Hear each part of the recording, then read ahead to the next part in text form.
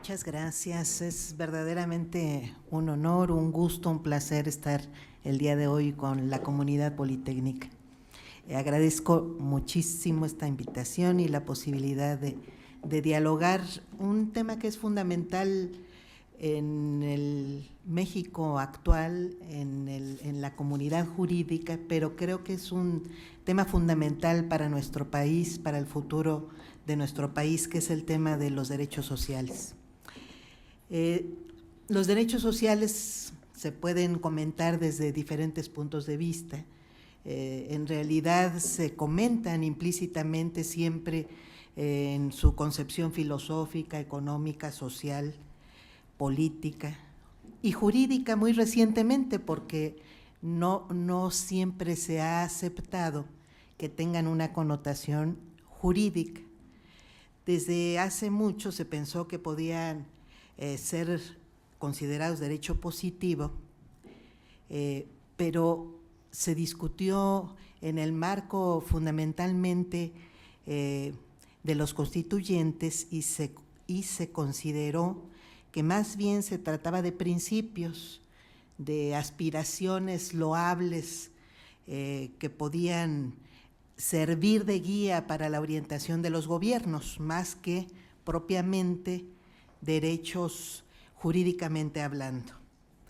En realidad, como sabemos, los derechos sociales no fueron integrados a las declaraciones de derechos humanos históricas, ni a la Carta Magna de 1215 de Inglaterra, ni a la conocida Carta de Derechos, Bill of Rights, de la Constitución de Estados Unidos de 1787, ni a la Declaración de los Derechos del Hombre y del Ciudadano de 1789. Más bien, quienes la incorporamos por primera vez a una Carta de Derechos que fue a la Constitución Política de 1917, fuimos los mexicanos. Nosotros tenemos y presumimos hasta el día de hoy, y a muchos nos sigue enorgulleciendo, haber sido los constitucionalizadores de los derechos sociales. A partir de 1917 empiezan a incorporarse justamente a las constituciones políticas escritas, pero también no escritas, como en el caso de la de Inglaterra, en todo el mundo. En el caso nuestro, pues se trató de la educación, de la propiedad colectiva de la tierra y de los derechos de los trabajadores, que ingresaron en forma declarativa, pero también ingresaron a nuestra Constitución con mecanismos garantistas. Se previó no solamente como aspiración, sino se previó el cumplimiento de objetivos en cuanto a la educación, en cuanto a la propiedad colectiva, la distribución de la tierra, y también respecto del respeto de derechos de las y los trabajadores. En cuanto a la educación, la Constitución, como es muy conocido en su artículo 3, previó en un primer momento la obligatoriedad, laicidad, gratuidad y el carácter público de la enseñanza solamente a nivel primaria. En cuanto a la propiedad colectiva de la tierra, por su parte establecida en el artículo 27, se previó la propiedad originaria de la nación sobre tierras y aguas, pero además en ese mismo artículo, que también incorporó la propiedad de los recursos del subsuelo, comprendidos en todo el territorio nacional, allí mismo se estableció la propiedad originaria de la nación, y con esa propiedad originaria su facultad única para transferirla al dominio privado de los particulares, pero un dominio que en todo momento, hasta el día de hoy, sigue diciendo nuestro artículo 27, puede ser afectado por las modalidades que dicte el interés público. Puede regular el Estado, la nación, su aprovechamiento y determinar su fraccionamiento para hacer una distribución equitativa de la riqueza pública y para cuidar su conservación.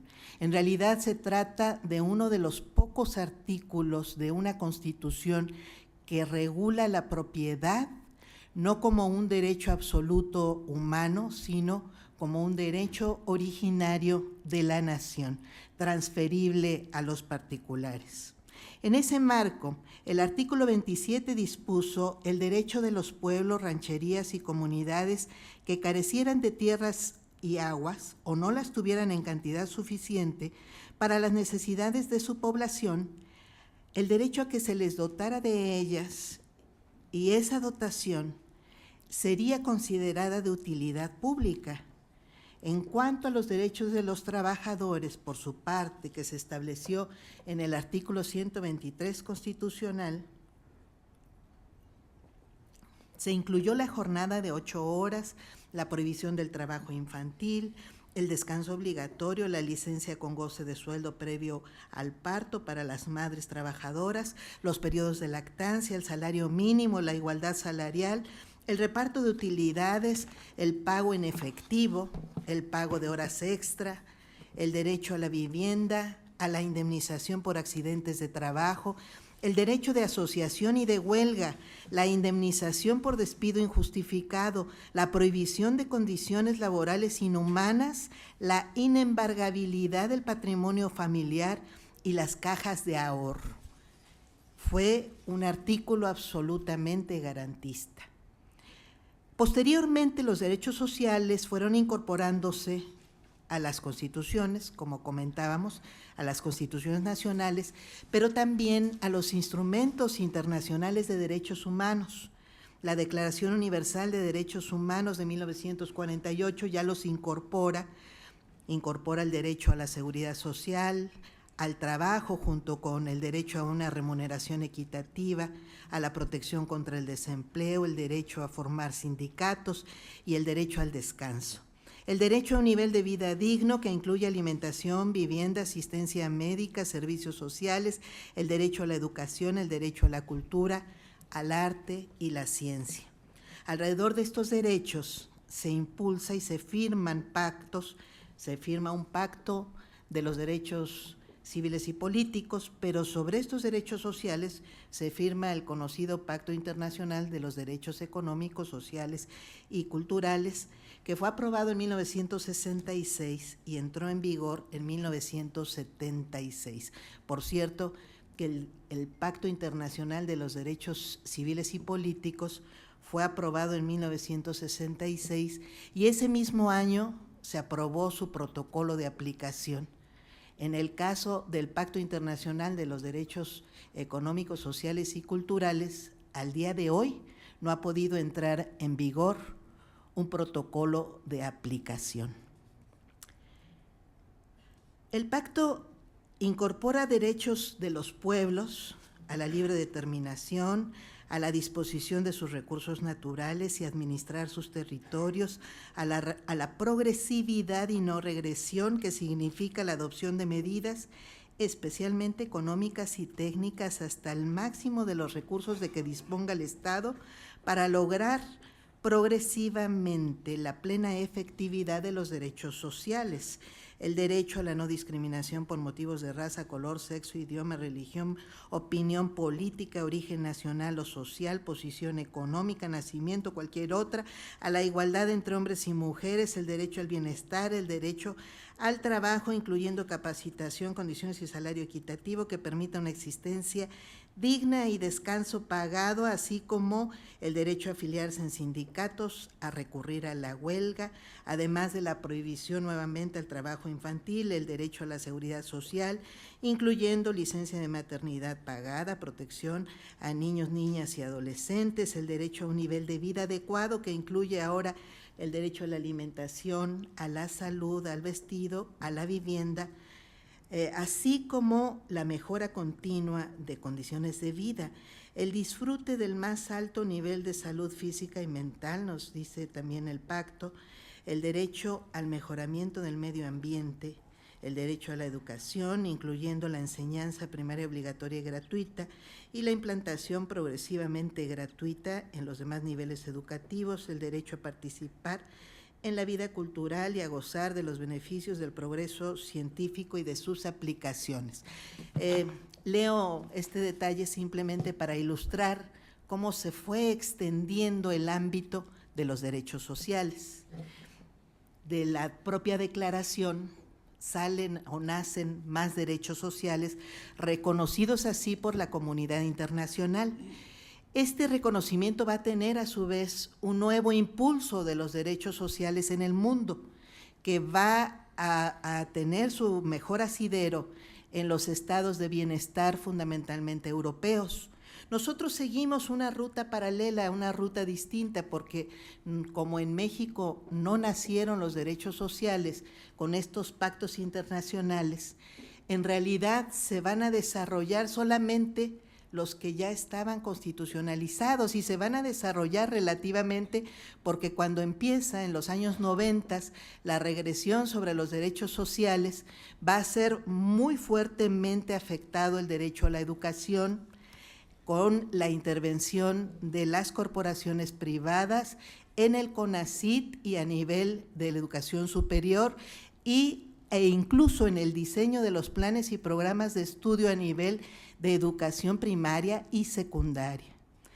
Va a ser también fuertemente afectado el derecho a la salud con la restricción llevada a su mínima condición del IMSS y del ISSSTE fundamentalmente, y va a ser fuertemente afectado el derecho al trabajo por las condiciones económicas del país, por la tendencia a la desigualdad social y a la concentración de la riqueza.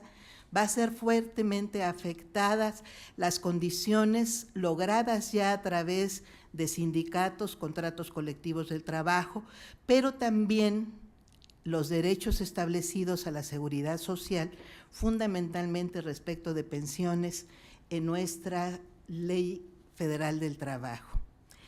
Vamos a vivir un fuerte retroceso, pero al mismo tiempo se van a ir reconociendo nuevos derechos, va a ser la parte paradójica, un tanto demagógica, sin embargo, se van a constitucionalizar derechos que no estaban constitucionalizados.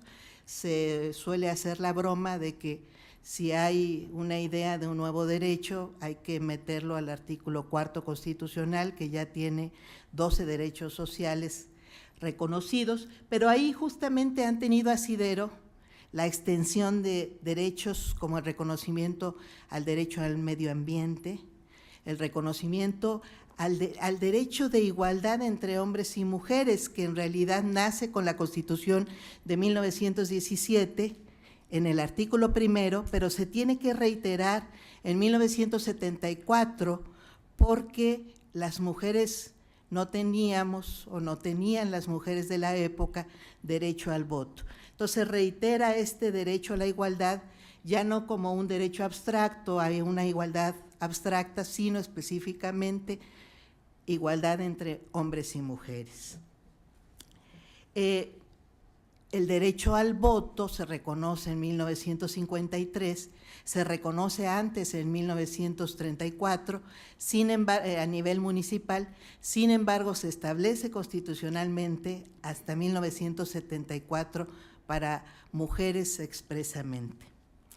Hay diferentes instrumentos internacionales, fundamentalmente una conferencia internacional celebrada en Teherán en 1968, a partir de la cual se reconoce en la comunidad internacional que los derechos humanos, que los derechos sociales son parte indivisible del conjunto de derechos humanos y que son una condición de goce de estos derechos y libertades individuales.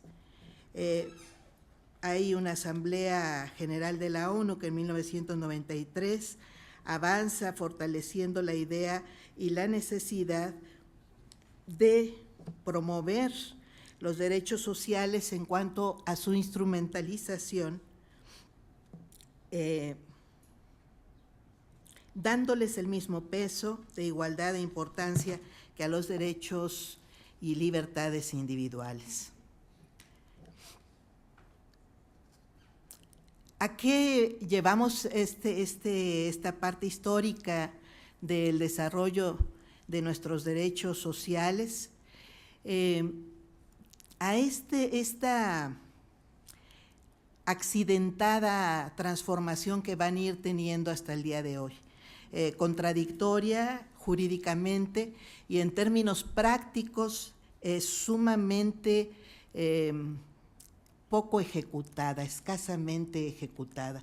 En realidad, el gran momento de nuestros derechos sociales nace en la Constitución de 1917 y se detiene muy fuertemente hasta muy recientemente que se van generando instrumentos de aplicación, políticas públicas y formas de evaluar el resultado de los derechos sociales. Tenemos como un gran antecedente, muchos esperábamos mucho más, la reforma de 2011 en materia de derechos humanos, que reconoce la igualdad e incluso nos habla de la obligación de todas las autoridades para promover, respetar, proteger y garantizar derechos individuales y derechos colectivos de igual manera. Ni no obstante, no pasa digamos, un mecanismo de instrumentalización que pudiera haber sido una gran oportunidad en todo el conjunto de los derechos humanos en general, pero fundamentalmente de los derechos sociales. La reforma de 2011 se queda en una aplicación un tanto extraña de nuevos mecanismos de justiciabilidad, fundamentalmente porque no se transforman en políticas públicas. Y en cuanto a la justiciabilidad, va a venir un conjunto de técnicas que hasta el día de hoy no terminan de armonizar con nuestro derecho interno, como es la aplicación de los llamados test de proporcionalidad, la ponderación de derechos, que llega a generar incluso criterios un tanto absurdos en su justiciabilidad, porque llegan a ponderarse derechos individuales frente a derechos colectivos, llegan a asumirse como derechos, incluso derechos humanos, derechos constitucionales, si los queremos ver así, porque están mencionados en la Constitución, como el derecho al libre comercio, y se ponderan derecho a la salud de un colectivo de personas frente al derecho al libre comercio de una empresa determinada. Y estas técnicas un tanto inconsistentes, sin una doctrina que las sostenga de manera coherente, son utilizadas justamente con motivo del ingreso de la reforma de 2011. Se habla de principios de convencionalidad frente a principios constitucionales de manera indistinta, en ese sentido muy inarmónica, y no genera un nuevo discurso de los derechos sociales, un discurso del Estado mexicano frente a los derechos sociales. ¿Qué tenemos actualmente? Pues tenemos esas clasificaciones con una evolución, incluso podríamos decir que va a tener hasta una repercusión académica, porque las escuelas de derecho de nuestro país, que se disciplinaron muy fuertemente hacia un discurso del derecho positivo durante más de la mitad del siglo XX, no termina de generar un nuevo discurso de un derecho armónico nacional mexicano, porque no lo termina de entender y no lo termina de aplicar en un mismo sentido. Y entonces traemos unos sesgos ideológicos a la hora de explicar los derechos sociales y su llamada evolución, que asumen acríticamente algunas ideas como esta de que vamos evolucionando en el reconocimiento de derechos sociales, de derechos humanos, y pasamos por una primera generación, una segunda generación, una tercera generación y según esta teoría iríamos en una cuarta generación, sin detenernos a pensar que se trata de una mera ubicación histórica y no de una evolución de los derechos, porque finalmente los derechos humanos son reconocidos todos al mismo tiempo. Hay una discusión fuerte, siempre hasta la fecha va a seguir existiendo, de si los derechos humanos nacen con las personas o son reconocidos políticamente por los poderes públicos respecto de las personas. Seguimos y no terminamos de resolver estas disquisiciones que no tienen sentido para nadie más que para los juristas, entre el positivismo y el justnaturalismo, pero tiene que ver con ese surgimiento de dónde nacen, se reconocen los derechos humanos. Y esto podría no ser trascendente, pero sí lo es a la hora de la forma en la que se interpretan los derechos sociales, porque llevan un sesgo, llevan este sesgo ideológico evolutivo, que parecería que como son los últimos derechos en ser reconocidos, se justificaría que no se cumplen en este momento, que no tienen suficientes instrumentos de ejecución, instituciones dedicadas a protegerlos, promoverlos, garantizarlos, respetarlos. Y la verdad es que no se justifica, y menos justamente por el surgimiento de los derechos sociales en México, donde fuimos conscientes desde la conformación de esta última fase de nuestro Estado Nacional, fuimos muy conscientes de su importancia para el desarrollo de la población mexicana. Se dice también, que ese es otro sesgo ideológico, que los derechos sociales son derechos de prestación, implican recursos, e incluso se justifica que por falta de recursos no se ejecutan. Y parte de esta explicación viene arrastrando además otros sesgos muy falsos que tienen que ver con una vieja idea de que nunca se podrán satisfacer los derechos sociales, y viene construida esta idea a partir de datos que no se han confirmado hasta el día de hoy en la realidad, y tienen que ver, por ejemplo, con la idea malthusiana de que la población crece aritméticamente y los bienes para satisfacer sus necesidades crecen a otro ritmo, a una proporción distinta. Entonces nunca se satisfacerían estas necesidades. La realidad, como han demostrado economistas como Thomas Piketty, no se sustenta. La humanidad al día de hoy genera una proporción de bienes todavía más grande y más excedente que cuando tuvimos poblaciones mucho más pequeñas. Nunca se cumplió esa regla de crecimiento mayor de la población y menor de los bienes disponibles, porque en realidad instituciones como el Politécnico y otras instituciones dedicadas a generar tecnología y ciencia en nuestros países, justamente parte de lo que han logrado es generar tecnologías que aceleran la producción de bienes que satisfacen necesidades humanas. Entonces tenemos un desperdicio histórico como nunca ha sucedido de alimentos en el mundo. Tenemos más casas vacías, que por cierto se calcula que se multiplican por 10 respecto de la población sin casa en nuestros países.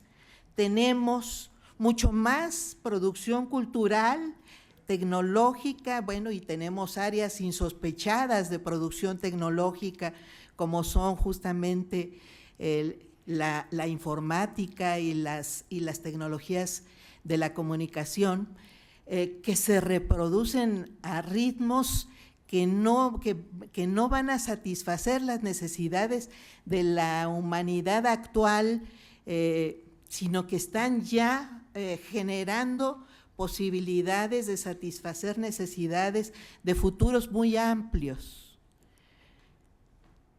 En realidad, lo que ha demostrado el desarrollo económico de los últimos 2 siglos de la humanidad es que tenemos perfectamente condiciones para satisfacer los derechos sociales de toda la humanidad.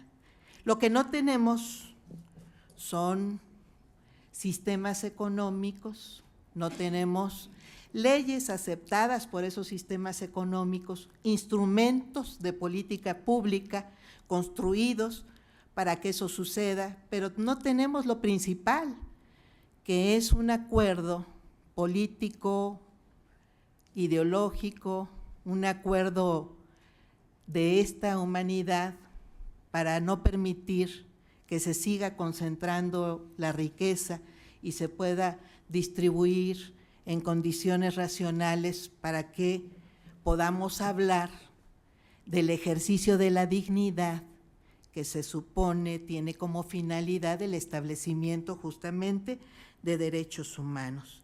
Estos sesgos ideológicos nos acompañan al día de hoy y son estos sesgos ideológicos sobre los que hay que trabajar. El mayor reto no es ni siquiera la justiciabilidad de los derechos sociales. Hace unos 20 años la comunidad jurídica se entusiasmaba mucho con esa posibilidad, se entusiasmaba con la idea de que pudiera haber amparos colectivos, acciones colectivas, y pensábamos que quizá con algunas reformas a las propias leyes procedimentales podíamos tener mayor acceso a impugnar el ejercicio de derechos sociales y por lo tanto lograr sentencias que pudieran ayudar a satisfacerlo, a ordenar a estos gobiernos que se negaban a satisfacer derechos sociales. Ya ahora no tenemos ese ímpetu, esa esperanza, porque en realidad sabemos que es mucho más complejo el tema y que tiene que ver con, en primer lugar, un problema de consensos, de convicciones para poder avanzar en esta instrumentación, y que la instrumentación empieza no por la parte jurisdiccional, sino que empieza justamente por el reconocimiento jurídico, por el aterrizaje garantista de ese reconocimiento jurídico, que quieren decir leyes instrumentales, fundamentalmente leyes que provean políticas públicas. No todas las leyes son útiles, no todas las leyes son instrumentales. Luego hay dichos que se comparten mucho en las comunidades jurídicas y a veces hasta nos los creemos, como esa idea de que vivimos una hiperinflación jurídica, se dice mucho. En realidad sí tenemos muchas normas inútiles, pero yo creo que nos faltan muchas normas útiles. O sea, el problema ni siquiera es de cantidad de leyes o de normativa. El problema es que la normativa que hagamos tenga sentido, se dirija y atine y además se evalúe, porque ahora tenemos ya algunas técnicas fundamentalmente desarrolladas en la propia comunidad internacional. La CEPAL ha hecho una labor muy fuerte para el desarrollo de los derechos sociales y de sus técnicas de instrumentación y de medición. Se puede medir el avance de los derechos sociales. Ya no estamos condenados a que sean discursos huecos que adornen a políticos demagogos, son cada vez más instrumentales. Entonces podemos escuchar el derecho social y podemos acompañarlo. ¿Quién lo va a instrumentar? ¿Cómo lo va a instrumentar? ¿Dónde lo va a instrumentar? ¿Cómo se va a medir esa instrumentación? ¿Cuánto tiempo se requiere y cuántos recursos se van a aplicar? ¿Cómo se van a vigilar la aplicación de esos recursos para cada uno de los derechos sociales? ¿Cuántos programas se necesitan? ¿Cuántas políticas públicas en su conjunto? ¿Cuáles derechos no están instrumentados al día de hoy? Se dice que tenemos 4 derechos sociales básicos, fundamentales para el desarrollo de las personas: educación, salud, vivienda y trabajo. No tenemos un desarrollo completo de esos derechos al día de hoy.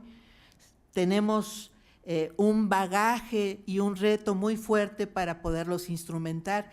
Incluso yo me atrevería a decir que hasta jurídicamente estamos muy atrasados allí, porque el derecho a la vivienda y el derecho a la salud nacen acompañados del derecho al trabajo. En el momento en que se afecta el trabajo formal en México, que se destruyó prácticamente a grados en que disminuyó la base cotizadora del IMSS, fundamentalmente del IMSS, que fue la que bajó mucho más en los años 90, principios de los 2000, y se está recuperando actualmente. Bueno, cuando se destruye el trabajo formal, se destruye a su vez la instrumentación del derecho a la salud y del derecho a la vivienda, que desde mi punto de vista siempre ha sido escaso. ¿Cómo vamos a instrumentarlos? Si decimos que es condición o es característica de los derechos humanos, entre ellos de los derechos sociales, su carácter universal, su carácter imprescriptible, su carácter igualitario. ¿Cómo lo vamos a instrumentar? ¿Cómo instrumentamos derechos tan difíciles? Y por supuesto que a veces somos muy limitados para pensar, si no hay dinero, no hay derecho, no hay forma de instrumentarlo. En realidad no necesariamente sucede así. Derechos a la vivienda son un enorme reto, incluso de imaginación política, de ingeniería administrativa, de reciclamiento de recursos. Hay formatos que en México simplemente no han ingresado para participar en la generación de la vivienda. Uno muy interesante que se practicó, por cierto, aquí en la Ciudad de México fue el de la reconstrucción, que generó un esquema de reciclamiento de recursos que utilizó un bien público que en México no se había utilizado porque por alguna razón se desnaturalizó como bien público, que fue el derecho de la ciudad a determinar el uso de suelo, y determinó y utilizó lo que llamamos espacio. En algunas normativas urbanas se les llama espacio urbano también al espacio aéreo. Nosotros no, pero sí, nosotros sí lo consideramos como parte de los derechos de uso de suelo. No los usamos para eso, para satisfacer el derecho a la vivienda, cuando en realidad el aire en las ciudades suena así, suena un poco etéreo, pero el aire de las ciudades constituye uno de los principales, sobre todo de las ciudades tan saturadas como la Ciudad de México, constituye uno de los principales, si no el principal, bien público utilizable para la satisfacción del derecho a la vivienda. Y no le cuesta nada a la ciudad y lo regala permanentemente. Entonces tenemos retos formidables de imaginación, de construcción jurídica y fundamentalmente de generación de nuevas convicciones alrededor de los derechos sociales. Si aceptamos lo que ya se aceptó en la comunidad internacional, que parte de la idea de que los derechos sociales son la principal condición para ejecutar derechos individuales y por lo tanto para poder ejercer nuestra dignidad en tanto personas humanas, pues creo que una tarea fuerte, interesante y urgente, pues es avanzar en la construcción de estas dimensiones de la política social, que es una parte fundamental de los derechos sociales. De la construcción ideológica necesitamos generar y convencer de que son fundamentales y no necesariamente son imposibles, o más bien no lo son ni deberían tener que serlo, ni ser considerados así. Y en última instancia, pues el tema que me invitaron aquí a comentar sobre la impartición de justicia. No tenemos instrumentos ad hoc para el reclamo de derechos sociales. Tenemos uno construido para el derecho al trabajo y se construyó justamente garantistamente porque se generó la instancia para atenderlo, pero no en general para promover derechos colectivos o derechos difusos en nuestras instancias judiciales, que están muy hechas para los derechos liberales, individuales, a tal grado que al día de hoy nuestras instancias, la Suprema Corte y en los juzgados de distrito, que son los que tramitan los amparos, los derechos humanos, los que reconocen los derechos humanos, no suelen aceptar con interés jurídico a personas que no tengan una afectación jurídica, es decir, formal, no material. Si se llega con una afectación material de un derecho y no demuestra la persona, puede demostrar que se le haya caído su casa o que está siendo sujeta de una contaminación de un lago o de un problema o de contaminación digamos, de minerales en alguna zona determinada, pero si no demuestra tener un documento que ampare que es dueña de la casa, que de veras está al lado de la afectación, ni siquiera se le va a dar ingreso al juicio. Entonces necesitamos también instrumentos de justiciabilidad de los derechos sociales. Son escasos y yo diría que al día de hoy siguen estando concentrados en los primeros derechos sociales reconocidos en nuestra Constitución. No tenemos una evolución procedimental para tramitarlos, para reconocerlos, pero para tramitarlos dentro de las instancias jurisdiccionales. Yo dejo anotado estos temas, me parece que planteo más problemáticas que un tema más optimista, y voy a terminar con el tema más optimista. En realidad, que el optimismo en este caso nos va a dejar más tareas, pero el tema más optimista tiene que ver con la reconstrucción de los derechos sociales que hemos estado viviendo en los últimos años. Tenemos mexicanos excepcionales que se preocuparon desde la propia fundación del Estado-Nación mexicano, desde la independencia, en los constituyentes de 1824, en el constituyente de 1857 se debatió fuertemente sobre el reconocimiento de derechos sociales. Ponciano Arriaga planteó hasta propuestas y se aceptó su propuesta de crear una procuraduría para los pobres. Y no se diga en el constituyente de 1917, donde tuvimos excepcionales juristas y constituyentes no juristas que defendieron los derechos sociales, como Francisco J. Mújica y como Heriberto Jara, y que nos dejaron finalmente muchas reflexiones que vamos retomando al día de hoy, que siguen siendo retomables para mirar esta reconstrucción que hemos vivido en los últimos años sobre el derecho a la alimentación, que se acaba de aprobar por primera vez después de que se aprobó la ley hace 13 años, perdón, la reforma constitucional hace 13 años, se acaba de aprobar una ley que instrumente el derecho humano a la alimentación en nuestro país.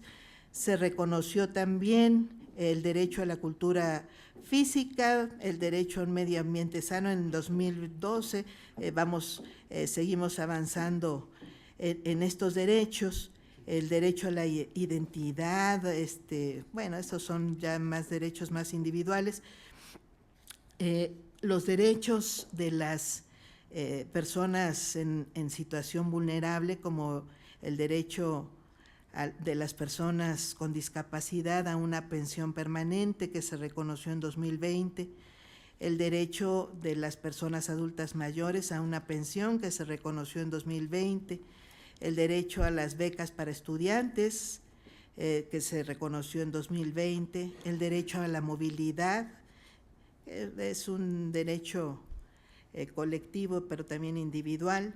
Tenemos una reconstrucción constitucional de derechos sociales. Creo que el reto es más legislativo y es de generación de políticas públicas, pero también tenemos la necesidad de la construcción de procedimientos y acciones ad hoc para poder hacerlos justiciables. Yo creo que en un momento en el que se puede reconstruir el Estado, un Estado con responsabilidad o que reconoce su responsabilidad frente a la sociedad, que reconoce que no solamente las instituciones que cuidan, defienden, protegen, garantizan derechos individuales son las que deberían justificar nuestro gasto, sino también las instituciones que proveen, que garantizan derechos sociales, pues tenemos mejores condiciones para avanzar. El mundo va a seguirse moviendo políticamente de manera accidentada, pero el reto permanente siempre es tomar bienes no solamente de manera física, de manera material, sino que vayamos construyendo su base. Es ideológica necesariamente, es una base cultural que pueda hacerlos, construirlos y además dejarlos permanentemente como parte de los bienes necesarios de nuestra, en este caso de la humanidad, pero en este caso de mexicanas y de mexicanos. Muchas gracias.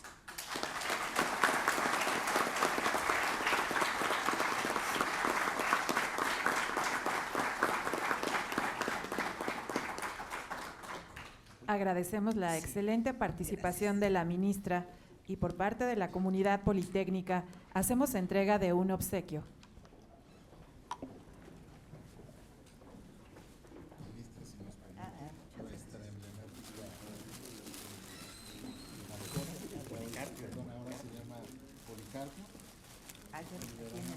Trae su chamarrita, Policarpio, déjela para acá. Que me ponga la chamarra. Aquí ponemos Policarpio. Claro que sí.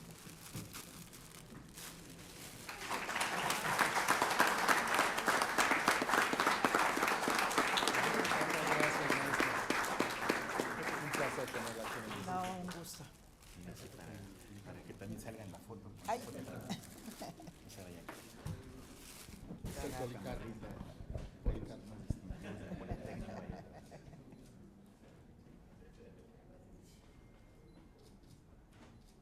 Para una situación más formal, aquí hay una mascada con el logo del instituto. Muchas gracias.